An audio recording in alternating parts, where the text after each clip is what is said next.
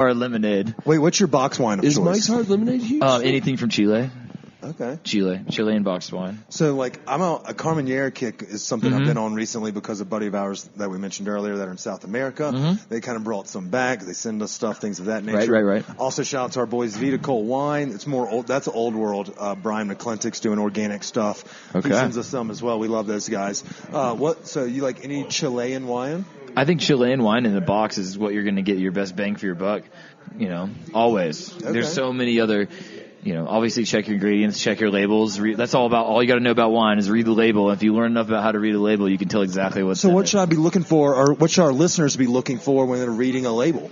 Oh, yeah, estate grown is usually on a estate grown is not a single vineyard, but it's usually grown by the same owners of the winery. Okay. Or it's all coming from a single estate. And so that just means it's a little less sourced from all over the place. I mean, you can call it California wine sourced from everybody's, backyard grapes, one person or one grape for each person in the whole city, like your Charles and Charles. That's a California wine. But as soon as you start seeing these designations like single vineyard or estate grown, then you're going to get a little bit more quality. And out of Chile, you can find a lot more value.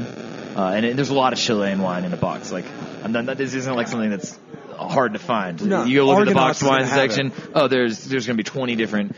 I would be willing to say 40% of the box wines there are going to be Chilean. Okay, that's with the black box wines. A lot of them come from Chile. Okay, cool.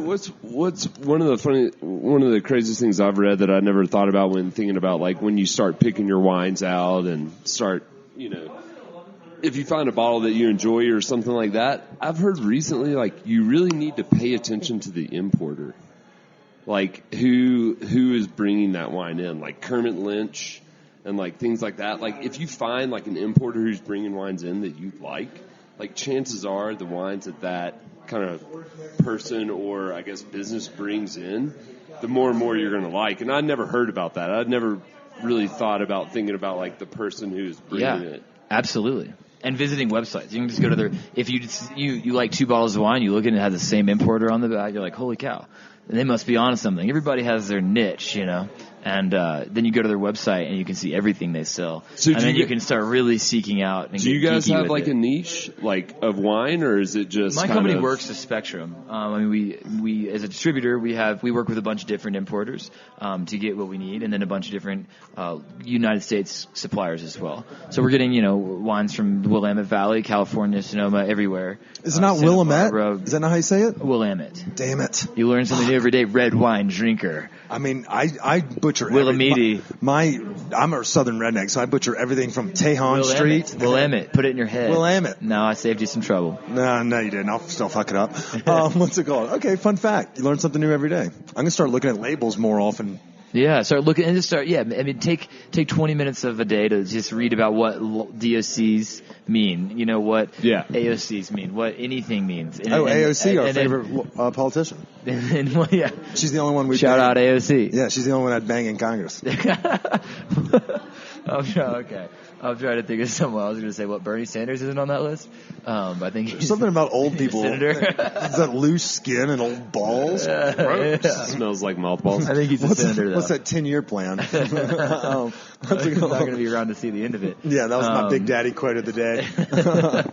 But yeah, reading labels will tell you everything you need, and then the internet is the best resource for purchasing wine, for sure. Hell yeah. I do always, and now that I have a microphone in front of me, I do want to shout out to everybody and say, don't buy big label wine just because you think that's what you like. Find a wine shop, whether it's big or small. Find a wine specialist at that wine shop. Tell them what you like. Spend 15 minutes developing your relationship with this person, and your world of wine will be changed.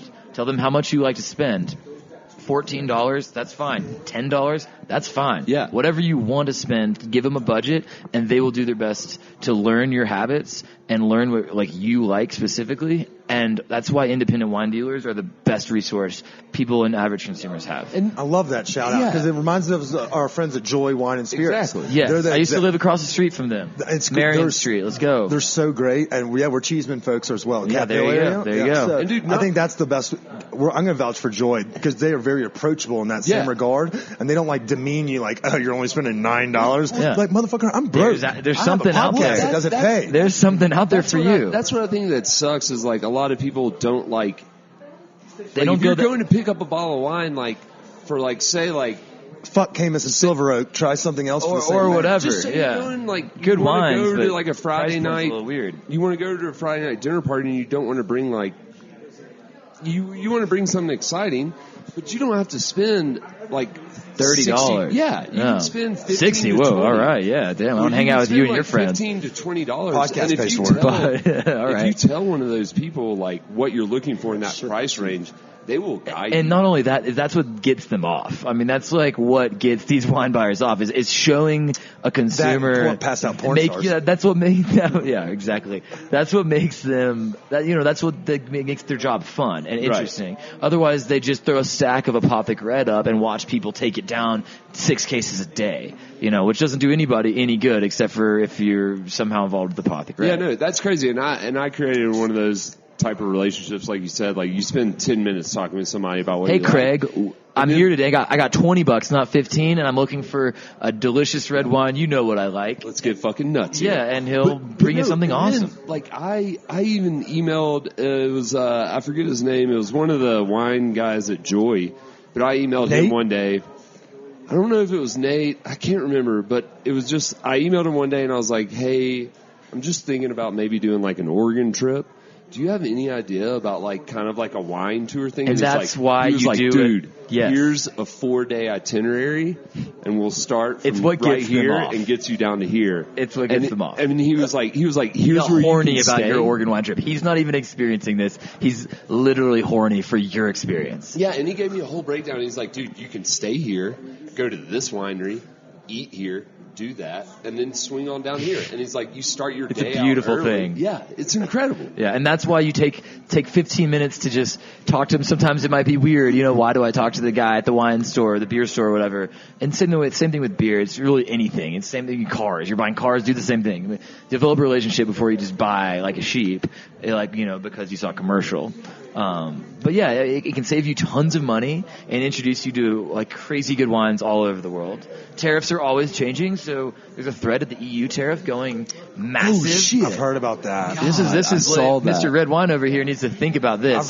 Start stocking up on your Bordeaux wines, my friend. I saw that. I saw something. I got an email from someone that said, 100%. Hey, you're about to take a big wine enthusiast. 75 to 100% increase in price. We're talking $30 bottles of wine going to $60. We're talking $60 bottles of wine going to $120. That makes them almost unattainable for the majority of the world. And but what you're going to find if something like that happens, maybe in it'll the change in industry, 2020. You'll find that relationship with your wine bar becomes even more important. And more obscure regions that may not be super hip or chic right now.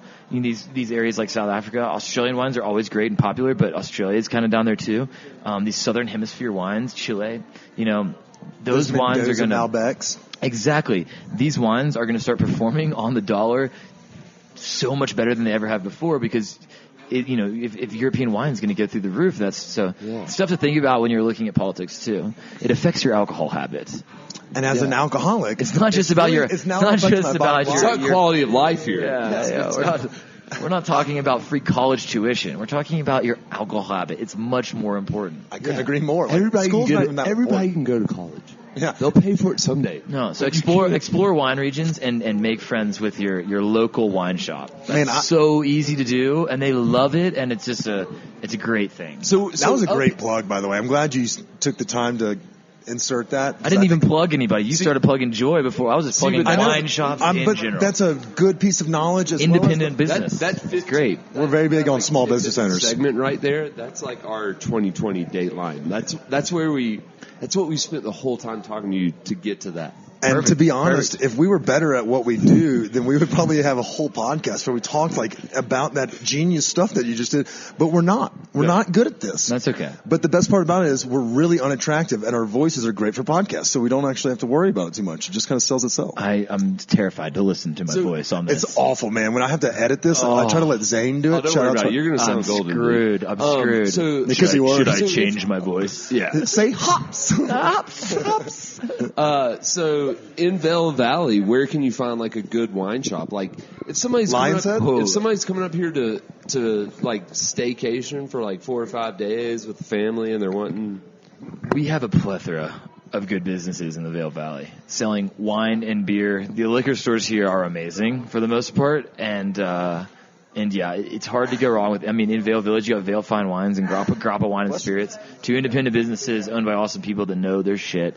Pretty much anything in the industry, the wine industry in Vail, you're going to run into somebody that has lived here long enough to stake their claim, and that, you know, they got their 5% of the Vail market on the wine or whatever they have, and they've worked hard to get there. So you're in a good place to buy wine. West Vail Liquor Mart has everything you need: beers, wines. I mean, everything. Avon Liquors, Beaver Liquors, Boone's Wine and Spirits down in Eagle, Riverwalk Wine and Spirits in Edwards. I mean, every little section of this town, little pocket, has someone that would enjoy talking to you about the products that you're taking off their shelves. Because most of the time with these independent businesses, especially in an educated market like the Vail Valley, most of the time these business owners are going to love doing those same things I'm talking about. Right. They're really going to, that's where they make more money that way too. Because they're, you know, I mean, if they make more, they're not being forced by these big companies to make business decisions. They're making them themselves. So it's a point of pride for everybody.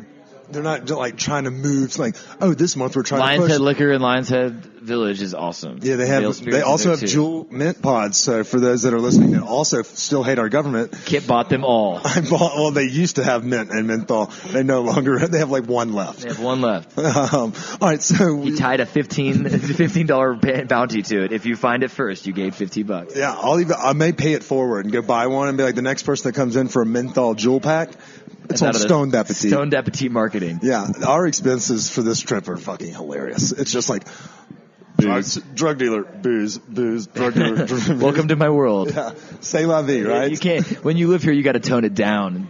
Your first 2 weeks here are a little bit crazy. It's kind of like what happened when I moved to Denver. They were like, yeah, you're going to have to learn to say no to some stuff. You can't go to every concert. That's the first thing I learned. Push through my savings. As soon as I got here, I was like, I need to get a job stat. Yeah, see, I learned that when my parents cut me off at college. That's how I ended up in this beer mess in the first place. I have no savings. Like, if y'all want to give me more money, I wouldn't be slinging alcohol to everyone across the Vail Valley. It's because we live in a goddamn theme park. That's what Colorado is. It's Neverland. There's events everywhere. Peter Pan's, there's plenty of them. Hi. Yeah. And speaking of which, there's also like, we're the first person to ever create a podcast in 2018. And it's like, that's the same thing with like the beer market. It's like every time you turn around, there's a new fucking Colorado podcast. Oh yeah, there's a new podcast everywhere. I know plenty of them. We're like the hazy IPA of, I'm starting to see people who have no business like you guys doing it. At least your podcast is pretty open-ended. Thank you. Yes, we leave so it up to many our people guests. try to start these podcasts, but they don't have a PhD. They don't have any professional degrees, you know? Like, what gives you the experience to talk about this to people? I mean, I have a degree in sports communication, so I know how to communicate with other folks, and I'm a staunch alcoholic. You can sit here and talk about beer and wine and drugs all day. And live music. That's great, but if you were sitting here telling me about how to live a clean yoga life, then I wouldn't want to listen to you. I feel like there's a lot of it out there. I don't think anybody would want to listen to that either. Yeah, nothing about that guy says clean yoga life. Or healthy. My liver is speckled. Like, I'm starting to get a little cirrhosis. You know, this isn't tan. This is liver failure, and I'm getting a little yellow. And just as I seek out a local wine dealer to try to find a good deal, Kip should seek out his local healthcare provider. Shout out to our friends over at Kaiser Permanente. They are not a sponsor, but they should give be. me my Xanax. They do want to sponsor. They got deep pockets in this world. Yes, they do. Yeah. Y'all want to really attack. We need to get like an AA sponsor and be like, if you're listening to this podcast, you probably also need our friends and sponsor. Please call them now. What's the Passages by Malibu, the commercial everybody used to see at 3 a.m. for whatever reason you would be up at that hour? That guy is an asshole. I'm like, and now they accept most insurance carriers. And I was like, fuck, I think I need to go to Malibu for like 2 weeks and it's like $50,000. Sponsored by a non-alcoholic beer producer. Yeah. Groovy non-alcoholic IPA. Duels. Yeah, I would much rather take a vacation and just drink. Instead of we're going to do that Oregon Trail that your boy told us about. That sounds like a jam. Yeah. All right. So, John, we do appreciate you joining us. For those, again, at home, you need to follow John. Not only is he he's a great guest on the podcast, but he's a great follow on Instagram. It's at EliteBrands_Vail. He'll kind of give you insight into the valley, but he's also doing a lot of fun shit and always has a good head on his shoulders. So I like to post pretty pictures of booze. Mountain backdrops. Boobs? Boobs? Do you answer booze with a Z? Yeah, booze. boobs and booze. That has sold a lot. would sell, A lot more yeah. people I'm are not going to follow you. Don't call me an influencer, all right? People thought you were going to be you'd have a lot more followers if you told people you'd post pretty pictures of boobs with So an E. when people slide into your DMs, do you respond with? No one slides to my DMs, let's be honest. Let's change that. Guys, slide into his DMs. If anybody